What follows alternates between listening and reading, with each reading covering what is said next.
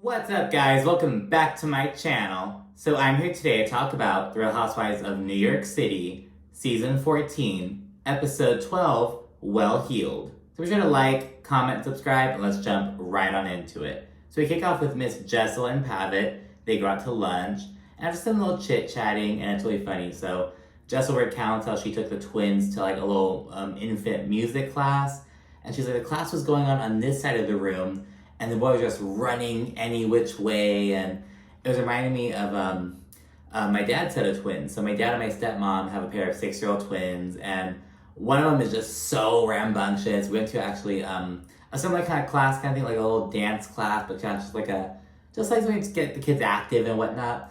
So we all took them to that, because I'm like really involved, because they were born a month after my 20th birthday. You know what I mean? So it's like a huge age gap. Some of this weird, like, older brother, uncle, dad, kind of weird, like, I don't know. So I'm trying to be like really involved and active, and so we were at this little dance class, and it was just a similar kind of thing, like one of the boys just running everywhere, and the other one was kind of just going with the class and whatnot. Just so funny. So I kind of relate to Jessel in that moment, just like, oh my gosh, just it not going to plan, really.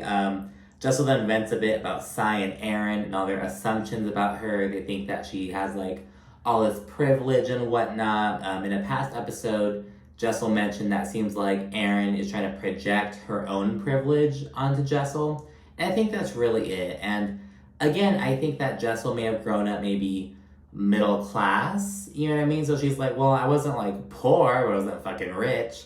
But to Aaron and Sai, they're almost like, oh, you weren't poor, so you're obviously rich then. Like, it's like, no, like, you know what I mean? These aren't mutually exclusive things. So that happens. Jessel thinks that she and Sai need a good old one-on-one, just so they can like get to know each other better and squash this beef. And on top of this, Pavitt mentions that he's planned a little staycation for him and Jessel, and he has everything all set up. So yeah, we'll see that later on. We then get Jenna and Brynn, who go to a little lesbian bar. Brynn is still on her like, oh, I'm gay shit. She's like, oh, I'm so ready to finger bang someone. And Jenna's like, no, you're not. You're gonna hurt someone, because she has her nail a little bit long. And so yeah, Brynn, she's kind of serving as Jenna's wing woman. In the confessional, Jenna's like, oh, Brynn is just so vivacious, and she's clearly straight, so she's like not a threat. She's, you know, she's charming. She's, you know, fun to have around.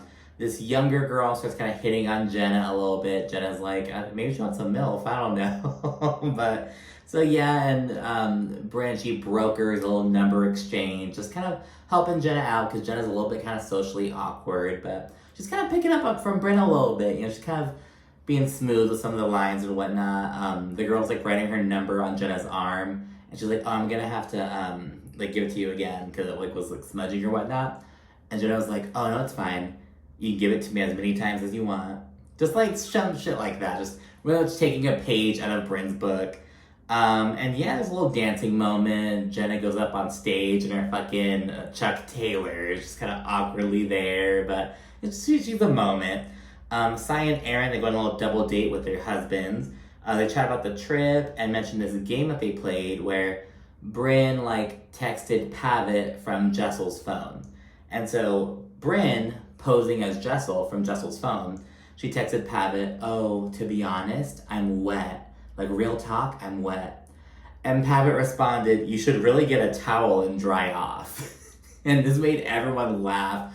Brynn's response was like, oh my gosh, but it was almost like you thought, like, what did he respond? Was it something all crude and crazy? But no, it was like this innocent, like, oh, you're wet, you should dry off. Like, the most innocent thing. That's the thing, like, I very much get that vibe from Pavitt. Like him saying, oh, I want to go to Vietnam just so I can, like, have some good, authentic food and just hang out. And it turns out that he's, like, this big old foodie. And, like, this situation where he's, like, not saying the sexual connotation of it. Like, Alex just seems very laid back and almost, like, I don't want to say aloof, but just, he doesn't really care about these kind of things, you know what I mean? And maybe that's part of the allure, you know what I mean? Jessel mentioned that she and Pavitt were friends for a long time before they got together. You know, she had been dating other people and whatnot. So maybe she's like, hey, I actually kind of like this vibe compared to all the other assholes I've been with. So yeah, while at dinner, Aaron asks Abe and David what they would do if their wife didn't have sex with them for a year and a half. Abe, Aaron's husband, says, I would fuck other women. Just like that, like, He thinks about it for a second and is like, I would have sex with other women. Like, duh. This causes everyone to laugh. David, he's like, well, I mean, the relationship would probably be over if we didn't have sex for a year and a half. In the confessional, Sai is like, David gave the right answer, like compared to what Aaron's husband said. But she's like, well, as your husband, they should be saying that answer. Your husband shouldn't say that he would fuck other women. Your husband should say that he would leave you. You know what I mean? Like, Sai's acting all high and mighty. Oh, yeah. My husband, if I stopped having sex with him, he would just leave me. He wouldn't cheat on me, though. It's like, is that supposed to be a fucking flex? It's like, okay, so Aaron's husband is admitting that he would fucking cheat on her if she suddenly, like, lost her libido for a year and a half. Sai's husband is saying, yeah, like, our relationship wouldn't survive. Pavitt doesn't give a shit. And again, Jessel's like, oh, like, I'll still give him blowjobs and whatnot. Like, I mean, he's a blowjob guy. I mean, he doesn't care about the actual penetrative sex that much. Like, I don't know, it's this big old thing. Abe and Aaron then revealed they've actually talked about threesomes and actually, like, eventually getting into swinging, maybe. Abe's like, no, I'm not into swinging now, but in 10 years I might be. And so, yeah, it's really weird. You have to keep in mind, Aaron and Abe are still very young. Like, they got married when they were 25, 26. They just had their 10-year thing. They're like 35, 36 years old. And they're already talking about this stuff, so I don't know. Abe says that if they were to have a threesome, he'd want another girl, but Aaron's like, well, no, I don't want that. I don't want to have sex with another guy then, for it to be fair. Like, so they kind of disagree on that. And Aaron's very matter-of-fact about it. Like, well, if you want to be with another girl, I'm going to have sex with another guy. Like, period. Which I kind of appreciate, because, like, going back to, like, Shamari DeVoe, she was like, oh, yeah, we have an open relationship, like, but I'm only allowed to be with other girls. I can't be with other guys. You know what I mean? It's like, okay, girl, that's not, like, you know what I mean? But it worked for her and her husband, so, whatever. But, yeah, and Abe says that he would actually be cool with Aaron having sex with another guy as long as he were in the same room as them. So he wants to be a cuckold. He wants to sit in the little chair and watch that go on. But he said it's that way, like, nothing would be left to his imagination. He wouldn't be like, oh, like, making it worse in his head. He'd be like, oh no, that's what happened. I was there. He also make it like hot. I mean, he wants to watch. It's a thing. So yeah, he says that. He also wants it to be with people that they don't know, so no friends or anything, which is a common thing, And yeah, and Erin floats the idea of having sex with a gay guy. She declares that she'll never have a sexless marriage. She's like, it would just be purely physical. If there's a gay guy who's wants to be in a vagina, I totally have sex with him. So it's this big old thing, just kind of chit-chatting about that. And mind you, Sai and Aaron are the bitches who have the most to say about Jessel's marriage. Yet they're here with their fucking weird husbands talking about how, oh yeah, we wouldn't stay by your side if you didn't want to have sex with us. No way. Why would I? It's like, is this a flex? Aaron and Sai, you guys look stupid. Like, you look so dumb. Like, I don't know. They didn't mention Ubah's upcoming healing event. We'll see that go on later on. Just kind of introducing it right now. We didn't see Brynn. She goes to a little rare book shop. It's really interesting scenes learning about Brynn's little hobbies.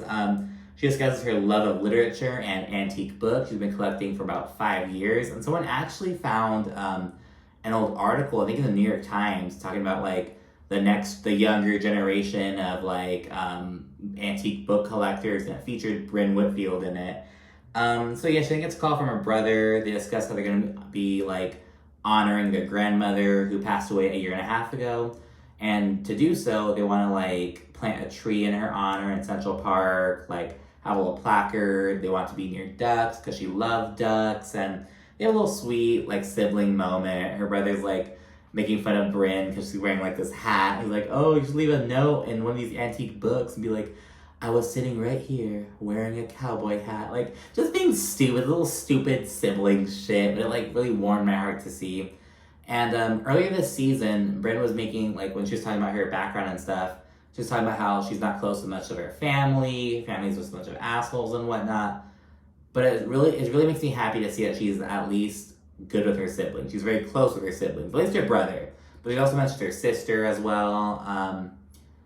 So yeah, I mean, she's talking about like her extended family, like cousins, aunts, uncles, and whatnot, but at least she has her siblings. That's the most important thing, right? Of course, unless you have like kids, but when you don't have kids and you're not married, you have your siblings who you grew up with, The women then get together for Ubah's event, which was inspired by what went down in Anguilla. She's like, there's such bad vibes, especially between her and Aaron, who had apparently been pretty damn close beforehand, so She wants to have its little healing bullshit, which we've seen on every fucking franchise. We've seen all these meditative retreats, sound baths, fucking declaring your intentions, every single fucking franchise. And of course we have the same old shit, the intentions, the little ritual, the sound bath, the meditation. Oh, I should mention that Brynn also isn't there because she tested positive for COVID. During the whole thing, Ubah gets very emotional. She thinks about her mother and whatnot. But Sai isn't really feeling it. She's like, I'm just not really into this stuff, blah, blah, blah. Afterwards, she's like, I'm not being healed because there's nothing wrong with me. Oh, honey. Girl. I'm actually going to be doing a Real Housewives news and memes video after this. Either after this or tomorrow morning. I haven't decided yet. Based on Sai, a little bit of Aaron, because some things have been going off on Twitter, girl, but we'll get to that in the next little video. Lunch then comes in after a little meditative thing, and Jessel asks if Sai would be interested in having a little one-on-one later. Sai says, oh, sure, but in a confessional, she's like, I don't care to go to lunch. Well, bitch, you should have fucking said that in the moment, but, whatever. If you're going with, like, a shitty, piss-poor attitude, don't go in at all, you know what I mean? But, yeah, Jessel then tells the group about she and Pavitt having a little staycation, and they're like, oh, where are you guys gonna stay? Is gonna be here in the city, blah, blah, blah. But Aaron's whole focus is, are you guys gonna have sex? Oh, you're gonna have so much sex. You gotta tell us about the sex you guys are gonna have. Oh, so much sex. Aaron is just so focused on that. We get a little quick scene of Sai and her 10-year-old daughter, London. They go out to a little cafe. They discuss her daughter's ballet and Broadway aspirations. She's like asking for an agent and whatnot. And Sai discusses how she used to want to be a gymnast when she was a little girl, but she didn't have money for classes. She talked about how, I think my first vacation was when I was in college. But you and Rio, you guys get to go everywhere. And it was like, oh my gosh, she's gonna talk about how far she had to walk to get to school back in the day next. You know what I mean? It's like the stereotype bullshit. You know what I mean? My mom used to always do this with that. I'd be like, oh, I want to walk to school. I don't have to take the bus. Do you know how far I used to have to walk every day to get to school and get... I'm like, oh my god, girl. Like, I don't care. Jessel and Pavitt then link up and get ready for their date night. Jessel shows off some lingerie that Brynn helped her pick out. This little thing. Jessel, she shows it to him and she's like, oh, and this is for dessert. And Pavitt's like, well, can we get actual dessert as well? And I like his sense of humor. He's just so innocent, is not innocent, not naive, but just kind of like, I don't know. I appreciate that kind of vibe. I don't know. It's like, and I'm a very suspicious person, but it just seems so like genuine from Pavitt. I don't know. I'm like, if anyone else were to be like, oh, I'm going to Vietnam for a day, be like, oh, who are you gonna go fuck? But with Pavitt, it's like, I don't get that vibe. Like, I genuinely don't. Like, you know what I mean? Like, I genuinely think he's just being weird and wants to go to Vietnam for a little bit. And I mean, it's okay. Like, I want to go to fucking Iceland for, like, no reason. Like, when it comes to, like, I'm planning, like, ooh, where do I want to go in each continent? When it comes to Europe, I don't want to go to, like, Paris right away or, like, Italy. I don't go to Italy at all, to be honest. I'm hearing some shit about Italy, to be honest. But... I really want to go to Iceland. I've known 2 separate people who have gone, like totally different people in my life, and they really enjoyed it. It's a little hidden gem almost. So I want to go to fucking Iceland. So I get it, you know what I mean? It's like, what are you gonna do in Iceland? I don't fucking know. Just go hang out, see some fucking puffins, you know what I mean? But I don't know, girl. So in the last scene, we have Sai rolling up to lunch 20 minutes late. But Jessel rolls up 40 minutes late, so just a little random thing. I would be so pissed, though, if I were Sai. Like, girl, I came late, and you came even later, and this is your thing? Like, girl, what the fuck? So she's really annoyed. Jessel tells Sai that she had her date night, and she's no longer a born-again virgin. In the confessional, though, Sai says that she doesn't believe it, and she's like, there aren't any details. Why would she be giving you details? And Jessel did give some details. She was like, it took me like 20 minutes to like loosen up and like get into that vibe. And she's even like, oh, it's like the Sahara down there. Just making all these little comments. It's like, she is giving some details, but Sai doesn't believe it. And it's like, okay, Sai, of course you don't. She then asks about Pavitt's Vietnam trip, which Jessel told the ladies about after Ubah's event. And I'm like, why did Jessel tell the people about this shit? Like, why? Why, Jessel? Jessel says that Pavitt's basically just going for the miles. Like, I don't know if it's just to use up the miles or like earn miles. I don't know, but he's just going to do his thing basically, which Sai side-eyes the fuck out of. Jessel then brings up all of Sai's questioning and Anguilla about how she was asking like 20 questions about her uncle and like her like setup when she was living with him and whatnot. And Jessel says it feels like Sai thought that she was like trying to compare their situations. And she's like, that wasn't my intention, and I apologize if that's how it came out. But Sai just sitting there fucking chewing her food. She's like, Jessel, to be honest with you, I really don't care. That's all she says. She's like, I really don't care. Then why'd you show up? Did you not care before Jessel came 40 minutes late, even though you were 20 minutes late as well? I don't know. And Jessel says, oh, just want to make sure that we were all good. And said, well, Jessel, you guys aren't good, apparently. And Sai's like, well, I mean, I feel like you could have called me for that. Just being a bitch for no fucking reason. Sai then says, the group is just calling out inconsistencies and just genuinely being curious. And they want Jessel to open up more and be vulnerable. But Jessel says she would love to, but she's scared at this point. And I don't blame the bitch. You know what I mean? It's like anything she says is going to be dissected any which way. However, Sai says that they just want straightforwardness. No, you don't, bitch. You just want the answer that you want, but whatever, girl. And Jessel continues, and arguably this might be where she kind of like, ooh, girl, maybe it's kind of crossed the line a little bit, but she says that she actually shares a similar situation to what Sai went through with her mother. And Sai's like, what's your situation?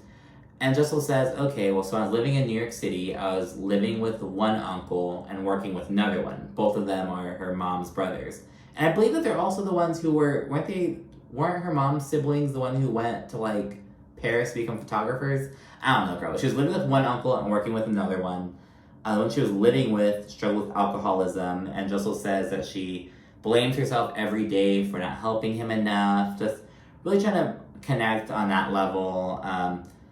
Sai, she feigns concern. She's like, oh my gosh, I'm so sorry. I had no idea. But you can tell the bitch doesn't fucking mean it.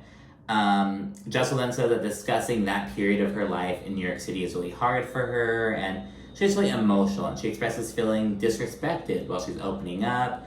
She then says that Sai and Aaron are like vultures with her. But Sai said that Jessel's stories just don't add up. Sai's also kind of pissed off. She feels like, okay, I opened up about my mother and all that stuff.